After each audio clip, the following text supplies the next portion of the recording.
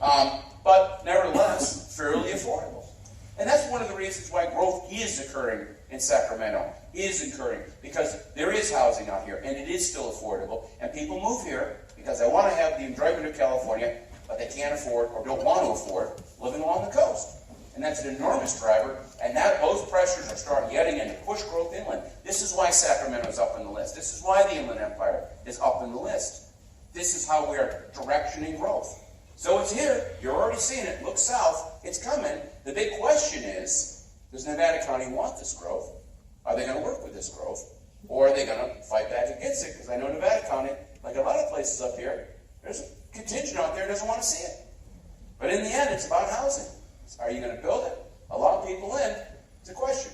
Overall, the housing stock here since 2009 has been largely flat, about 50,000, pretty steady. Very high ownership rates here. Again, you can see it's an older, educated, higher income kind of community. Love what you got, and that's one of the reasons why, of course, you're missing some of those younger workers. The whole question, bring in the younger workers, the new businesses, and you need the housing for them. It's there. It's there. You just got to reach out and grab it. And of course, you can see the numbers. This is population growth going back to 2000. Look where Placer is. Again, Placer's just south of you. Just south. Booming. Because you're right there. And you're just a little north of that. And of course, overall Sacramento, this is net migration on the right-hand side. It's starting to pick up. People are moving out here again. So all the signs point to a new resurgence of big growth in the region. This time far more sustainable than it was a decade ago. That opportunity is right now. As for right here in Nevada County itself, not much in the way of population growth. They're moving sideways. Continue to flirt with overall 100,000. The projections say not much growth. In fact, much slower than Placer, much slower than Sacramento, slower than Yuba. Because history says that the county doesn't like to grow, pushes back against it, and tends to pass by. But that's a choice. These are DOF projections based on past results. They don't necessarily have to reflect the future. That's a decision you have to make yourselves. And here's the current numbers. This KSBB, again, just got above 98,000. Most of that growth out in Truckee, and of course Nevada City seeing the highest growth rate. Now, last couple things I want to talk about before we go for Q&A. Yeah, sorry. I like that. Want to go back quick? This is one of my, can you go back for me? There you go. That's one of my favorite cartoons that came out of this whole thing. I'm going to talk real quickly about two major things happening right now. First thing is healthcare. Now, mind you, I'm talking about healthcare, even though we're kind of in the midst of this great uncertainty. The House has voted to get rid of Obamacare, but the Senate is still thinking about it. And they're thinking long and hard because of the ferocity of opposition to what they've been passing. And, well, they should be politically worried. If they actually got rid of Obamacare, you're threatening the healthcare for about 20 million Americans. And, of course, you're going to reduce the quality of healthcare for millions more. Now, that is a political, shall we say, place that no one really wants to go. The House rushed into it without really even knowing what they were doing, just because they had this single-minded desire to get rid of Obamacare, and they weren't really thinking about the political consequences. The Senate, I think, is being a little more thoughtful about this. It's going to be interesting to see how this shakes out.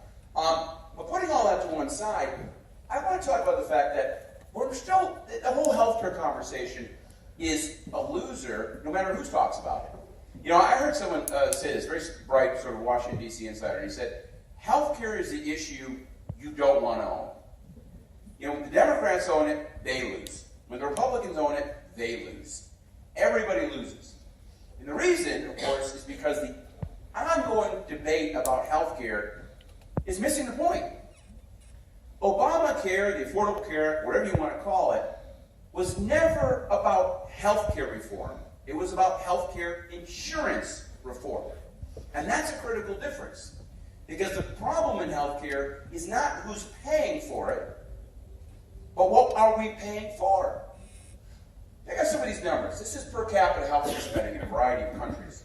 In the United States, we spend $9,400 per person per year in healthcare. Switzerland, $7,300. Germany, $6,200. France, communist France. Remember them? $5,400 per person per year. Now, France, I think, is an interesting comparison. Why? They have a greater share of seniors than we do. They have a large pool of low-skilled immigrants, the way we do. And yet, for 40% less than what we spend on an annual basis, They have roughly similar health outcomes in terms of longevity, quality of life, birth issues, so on and so forth. Yet nobody ever talks about this. No one ever says, why are we spending so much on healthcare and not getting much for it? Instead, everybody's arguing about, you need to pay it, the business needs to pay it, the government needs to pay it, rich people need to pay it. Well, no. What are we paying for? That's the question. And we don't seem to be asking that. And that worries me, because we're missing the boat. Why are we paying so much? There's a lot of reasons. A lot of reasons. But until we start talking about that, this problem isn't going to go away. In fact, it's going to get a lot worse. One of the amazing things about this election, Trump, Clinton didn't like each other, turns out. I know it's a surprise, hard to tell. Disagreed on almost everything, with one exception. They both agreed that no matter what, we're not going to talk about Medicare. Wow. Why is this an issue? Well, let me put it in context. Everywhere I go nowadays, everybody wants to talk about millennials. Millennials this, millennials that. And, they're the pretty ones. I get it. I'm an extra. We're not pretty anymore. We used to be, not anymore. But on the other hand, is that really, truly the defining feature of our economy, our demographics over the next 20 years? No.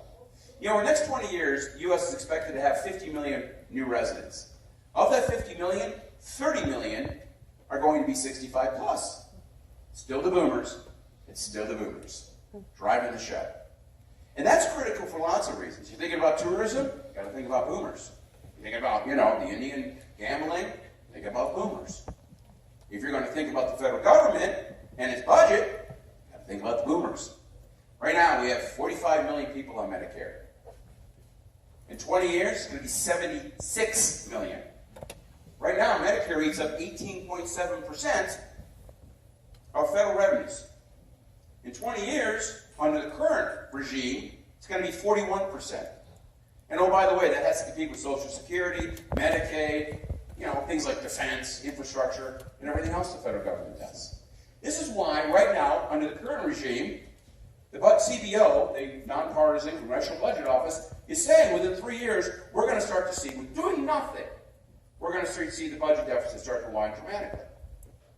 So, we have a big problem. We're 3 years from a massively rising fiscal deficit. How do we deal with it? We cut taxes.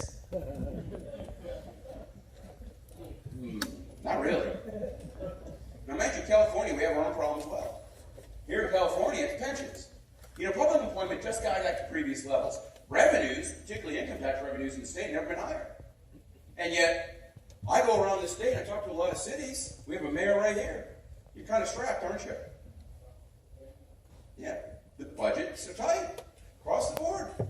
It's amazing how many cities are going, I can barely fix roads. Why? Pension obligations. Yet again, long-term promises we made, they're not sustainable. Folks, I know a lot of public servants. They work hard. They do their job. But the promises we've made to this population are not sustainable. And we need to stop pretending it's just going to go away on its own. It's going to get worse and worse. Think of this. As bad as it is right now, CalPERS earned a 0.6% return last year. And they're going to get probably another 0.6% this year. And what's their long-term obligation right now? What's their projection? 7%. Yes, 7%, which is nonsense. If it was 5%, which is realistic, if they lower it to that, they'd bankrupt half the cities in California overnight. We have a problem. We need to talk about it. We need an intervention in Sacramento. Come on, let's go, right now. It's crazy. It's crazy. But cutting taxes, really? Right now? I don't like paying taxes. I don't. I'll be the first person to admit it. But on the other hand, cutting taxes in the middle of this? Look, you cannot talk about tax cuts until you have a conversation about the long-term entitlements. It's simply irresponsible. But if you cut taxes, you get a big surge in growth. Totally false. Economists laughed at that idea when Laffer said it out loud under the Reagan administration. And they did it anyway. And the deficit rose. And they had to raise taxes because of it. And here we are 20 years later, and like a vampire from the grave, Laffer comes rising. cut taxes. I'm astonished that we haven't learned our lesson at this point in time. Cut taxes, but you can only have that conversation once you have honest conversations about these long-term entitlements. You cannot have both. It's as simple as that. Okay? Simple as that. So the big picture, wrapping it all up, the economy's fine.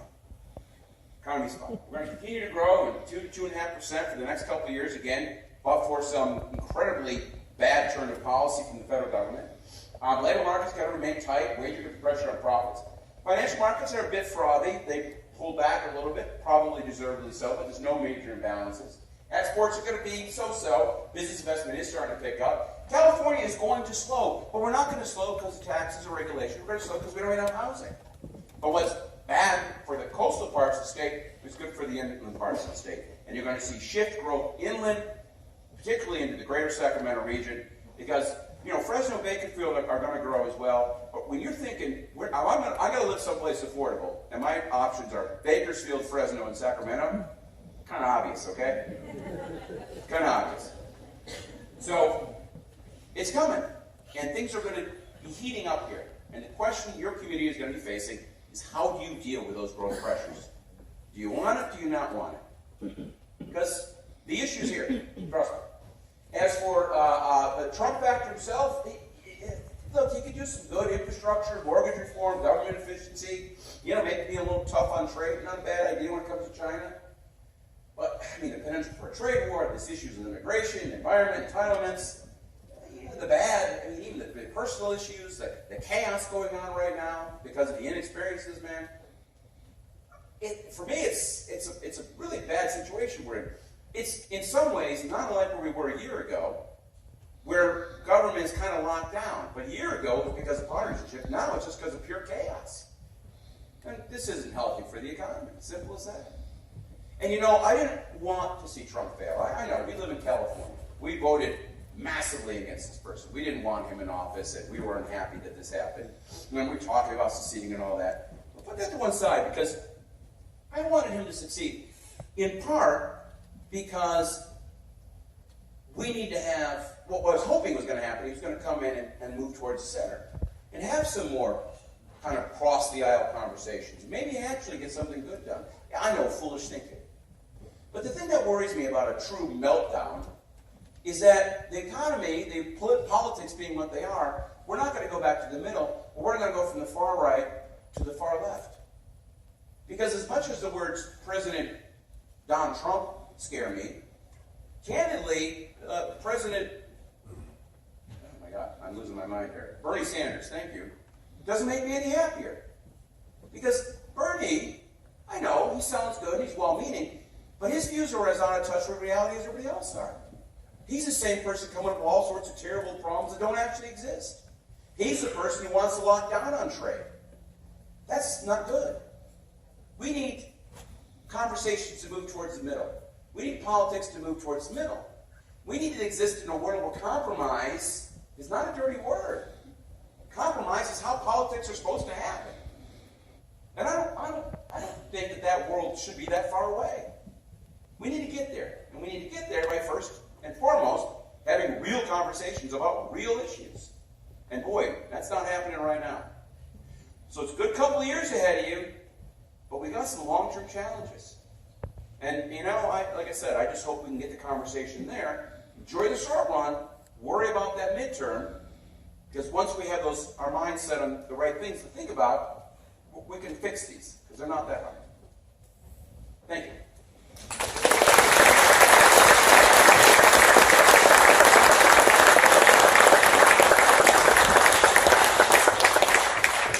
Thank you so much.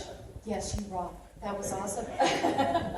We have about 5 minutes before he has to leave for questions. So I'm going to give the microphone back, and if you have a question, please stand up and try to project. Thank you. I can repeat. Maybe yes, ma'am. Can we good podcast or books to recommend? Podcast or books?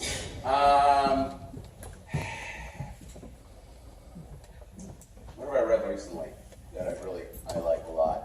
If you're going to read the Economist magazine, I like that a lot. I think that's probably one of the most honest things out there today. So I was just reading that for kind of day-to-day stuff. Have I read any good books? Let me think about that. I'll email something out. I have a question. What are some of the projections that you're seeing for the legal marijuana market? Legal marijuana, which I'm sure I can't even imagine how many puns you have to deal with being in Grass Valley. Look, folks, marijuana is a nice little cash industry, but it's an industry that has what we call in economics a highly inelastic demand curve. And that is to say, what you're dealing with here is not an enormous expansion of a new market, but really only the movement of a market from the black side of things into the proper taxable white side of things, as the case may be. You move it over there, that's all great and well and good, but there's going to be a big decline in prices. It's already happening because there's so much stuff coming online. And ultimately, you're not going to create a whole bunch of new pot smokers. It just doesn't work like that. So my worry is that there's a lot of local governments who are hanging their hat on this idea that this can be this massive growth industry and I'm going to make tons of money off of it, and you're going to find out ultimately it's a niche industry. That it's small and you get a good place, you get a good person there, you're going to make some money, and it's not going to drive your local economy. It's just not that big. And again, that's particularly true given how prices are collapsing. I'll give you an example of this. I saw a wonderful article in Colorado and they talked about back in the day when it was illegal, a pound of good marijuana would be like $13,000, $14,000.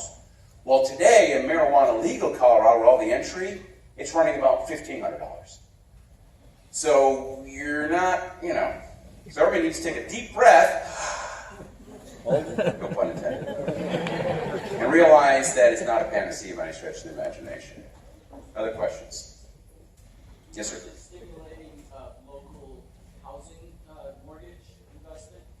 Would a community bank that made it easier for families to get mortgages and pay less over 30 years? Like right now, a mortgage, with compound interest, someone will pay at least 100% of their principal in interest. Would a community bank that reduce that actually? First of all, the 100% number you have is kind of being misconstrued because that's over 30 years, and you got to remember there's cost of capital, there's inflation, a lot of things going on. Candidly, how old are you? I'm 42. 42? All right. I was going to call you millennium, you're not. You're one of my people. Power brother. Power to the exorcist. Right now, interest rates are insanely low, and even with the little bump we've seen, okay, even compared to 10 years ago, 30 years ago, it's incredibly low. This is a great time to buy. The issue is not interest rates. The issue is mortgage availability, largely driven by Dodd-Frank's, which was, again, not a real solution to a real problem. It was kind of a partisan witch hunt. In this case, it was from the left, and it was all about how banks are evil and borrowers are innocent victims, which is not what happened in the last go-around. Yes, credit needs to be made more available. Not cheaper, but more available under the right conditions. And there's a whole bunch of people who are being frozen out of the housing market that should have an opportunity to get in. Could you do that through a community bank? Maybe. The good news is there's actually looks like there's a little bit of defrosting in the market. Some groups are getting involved. Quicken Loans is a classic case. They're getting pretty aggressive with lending, and they are willing to make some loans that other groups aren't. Would a community bank help as well? Sure it would, if you can get the capital for it. Ultimately, though, I think it's really more about credit availability, not credit cost. That would be my one complaint I'd have about what you said. But yes, something should be done, something could be done, but it's not the cost side. Yeah. Yes, sir. Thank you for your talk. I have two friends. One is an economist like you. The other is an investment banker, and they are not as optimistic as you are because they think we are caught in a liquidity trap. What do you think? I do not think so. They're talking about these low rates of returns, and they're talking about, first of all, inflation's heating up a bit, so the fear of deflation is gone, and ultimately that's a good thing. The Fed's going to back off a little bit, that's fine too. The question they have, the issue they have, is why are returns so low? And I understand that because this is probably one of the most fundamental problems in economics. Returns are low. Why? And the answer is, unfortunately, not because of some short-term problem like liquidity trap. It's because we have what Ben Bernanke said before the Great Recession. He called it the global savings glut. You have boomers trying to catch up, pension funds trying to catch up. You have China with a 40%, with a savings rate over twice the United States, with roughly the same size economy. This globe is awash with money trying to find a home, And in that environment, low returns are the natural outcome. Now that's a problem. It's a problem for millennials because in a sense, if you're a millennial and you want to be ready for retirement, it means you've got to save a lot more for the same pot of money at the end. It's one of the choices you have to make. One of the issues in the United States is I don't think people are saving enough because they don't recognize the unsustainability of the current social insurance programs. So I think they're wrong to be thinking it's a short-term liquidity trap that can be solved with some aggressive monetary policy. Rather, this is a long-term issue, and it's something as a world we have to sort of A, accept the fact that returns are low, B, the United States should help move the situation by having higher inflation targets, because that would get our nominal rate away from zero, which would give us a lot more leeway in terms of various policy actions. And C, we got to hope like hell that eventually China starts to consume, because when that happens, they're going to tip the balances just a little bit. So, yeah, a little different view of that particular world. I think this is going to be the last one right behind you. Go ahead. You didn't mention this in your talk. Thank you very much for your talk, but you didn't mention this. The trend that's going on about distributed workforces. Yeah. And how could that potentially positively impact areas like the Sacramento Basin, Nevada County, etc.? Well, and your point's well taken, because the distributed workforce you can already see. Look at the share of self-employed people in this county. It's huge. And a lot of that is, in a sense, some of the distributed workforce, because people can run their own business here, out of a beautiful office with a beautiful view, and they still have the communications, the Wi-Fi, everything they need is right there to have a successful business.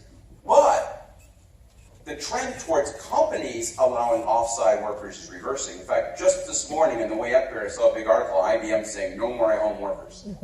And of course, other companies have done the same thing. They're finding that these people who are working at home are not being as productive as they would be otherwise. Shocked, Diane, shocked.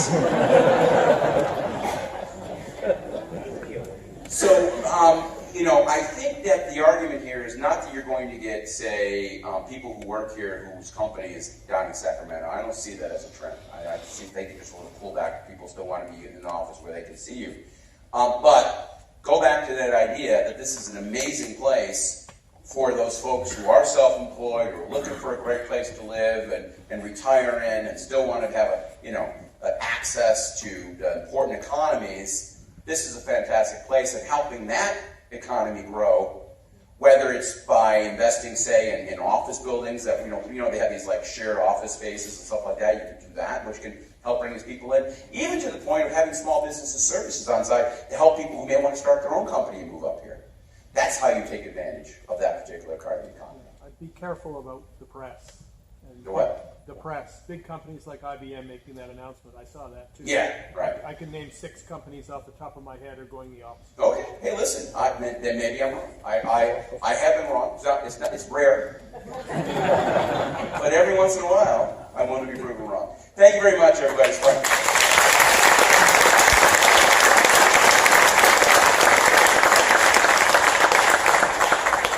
Okay, we're going to get back on track. We're going to have a break right now, and we're going to resume at 10 minutes to 4.